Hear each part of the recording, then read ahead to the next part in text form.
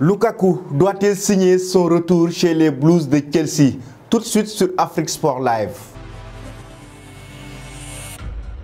Bonsoir chers amis téléspectateurs, déjà abonnez-vous sur la nouvelle chaîne Afrique Sport Live pour ne rater aucune vidéo. Bienvenue dans ce deuxième numéro du dossier Mercato. C'est votre Mercato à vous. Vous avez l'opportunité de participer à cette émission, de donner vos avis sur le numéro plus 221 77 280 62 03. Vous pouvez donner vos avis concernant les dossiers chauds du Mercato. Et nous allons démarrer avec Lukaku, le joueur belge qui doit rejoindre les Blues de Chelsea. Il a déjà donné son accord du côté de Chelsea. Lukaku a carrément évoqué à l'Inter de Milan qu'il voudrait rejoindre les Blues de Chelsea, sans rappeler que l'Inter de Milan avait reçu une offre venant de Chelsea, une offre de 110 millions d'euros, une offre qui a été refusée. Actuellement, les Blues, après la déclaration de Lukaku, sont en train de préparer une autre négociation, une nouvelle offre concernant Lukaku, le joueur belge, une somme qui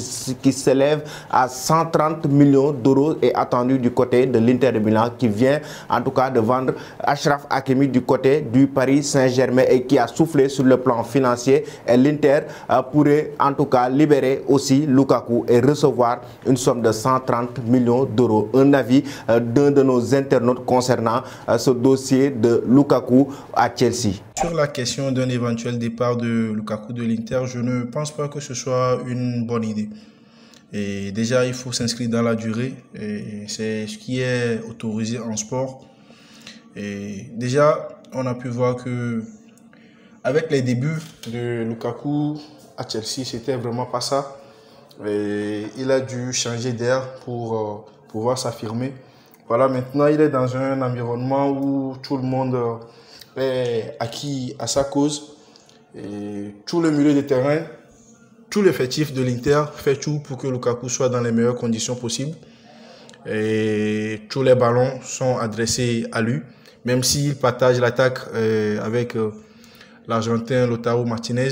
On peut clairement voir que la majorité des ballons sont à l'endroit de Lukaku. C'est bien, qui par son gabarit arrive à pouvoir contrôler les défenses et dicter le tempo. Et il arrive quand même à s'asseoir et à s'affirmer parce qu'il reçoit souvent les ballons dans les meilleures conditions possibles. Et aussi, il faut souligner la grosse entente avec Lautaro Martinez devant et aussi avec la ligne du milieu de terrain, d'où il reçoit beaucoup de ballons. Donc moi, je pense personnellement qu'un départ de Lukaku de l'Inter cet été n'est pas une bonne décision. C'est pas une bonne décision. Il faut s'inscrire dans la durée et puis bon, il faudrait pas changer d'air parce qu'il faut changer d'air, non. Faudrait pas qu'il ait un esprit revanchard, dire qu'il va retourner à Chelsea pour prouver à tout le monde. Non, il n'a pas besoin de prouver à qui que ce soit à Chelsea qu'il est déjà un grand attaquant. Parce que vu ses dernières prestations et avec l'Inter et avec l'équipe nationale de la Belgique, on peut quand même affirmer avec certitude que Romelu Lukaku est un grand attaquant. Voilà, faites comme notre cher ami, vous aussi, vous pouvez participer à cette émission et donner vos avis concernant les dossiers du Mercato au 77 280 62 03. Vous pouvez nous envoyer un message vocal pour nous donner vos avis concernant les sujets du Mercato. Et nous allons enchaîner avec Alan Mbappé au Real Madrid. Les merengues doivent-ils recruter ces deux joueurs, Alan et Mbappé, qui sont en train de faire de très belles choses dans leur carrière? Et on sait déjà avec le nouveau accord concernant la Liga avec le fonds d'investissement CVC, actuellement le Real Madrid va bénéficier d'une somme de 280 millions d'euros, ce qui pourra permettre à Florentino Pérez de pouvoir acheter soit Mbappé ou Erling Haaland, ou bien même prendre les deux joueurs. Doivent-ils en tout cas rejoindre la Maison Blanche? Un autre intervenant concernant ce dossier, Mbappé et Haaland au Real Madrid. Le Real de Madrid doit recruter Mbappé et Haaland. Nous soulignons en premier lieu que ces deux joueurs sont extrêmement talentueux. Ces deux joueurs sont exceptionnels. La pépite tricolore Kylian Mbappé, la pépite norvégienne Erling Haaland ont mis tout le monde d'accord que par leurs prestations. Ce qu'ils font dans le terrain laisse perplexe et pantois. Seulement, l'idée de se diriger vers le Real ensemble n'est pas une bonne idée. Pourquoi? Parce que Mbappé doit être très fort qu'il est aujourd'hui. Erling Haaland doit être très très fort qu'il est aujourd'hui. Et je pense qu'il y a dualité, il y a une concurrence qui se joue entre les deux. Pour que l'un soit fort que l'autre, ou pour que les deux soient forts, ils doivent être des antagonistes. Ils ne doivent pas jouer dans un même club.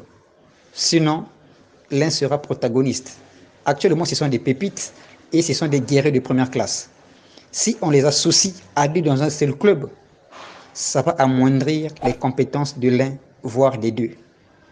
Donc, pour qu'ils soient très forts, et très forts encore comme Lionel Messi et Cristiano Ronaldo, ils doivent jouer dans des clubs différents.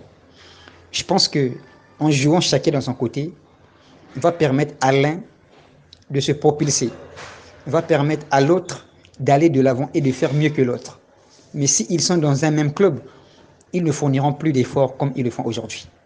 Donc personnellement, je me dis, l'idée de rejoindre le Real ensemble n'est pas une bonne idée. Voilà, chers amis téléspectateurs, c'était tout concernant les interventions sur les dossiers chauds du Mercato. Et comme je vous l'ai dit, vous pouvez vous aussi participer à cette émission entre Lukaku qui doit rejoindre les Blues de Chelsea, mais aussi Alan Mbappé doivent-ils rejoindre le Real Madrid. Mais aussi, dans la journée aujourd'hui, Grealish a signé son contrat avec Manchester City, le joueur anglais, avec une somme de 117 millions d'euros et devient actuellement le joueur le plus cher en Angleterre. Manchester City a déboursé une grosse somme pour recruter ce joueur en provenance d'Aston Villa. Grealish, le joueur anglais très talentueux, jeune joueur. Et nous terminons, chers amis, avec la bombe de cet après-midi. Lionel Messi qui quitte officiellement le FC Barcelone, la Pulga, après des années de loyaux services, quitte son club de cœur, le club catalan. Lionel Messi, formé à la Masia, il a démarré sa carrière en professionnel avec le FC Barcelone lors de la saison 2004-2005. Il quitte officiellement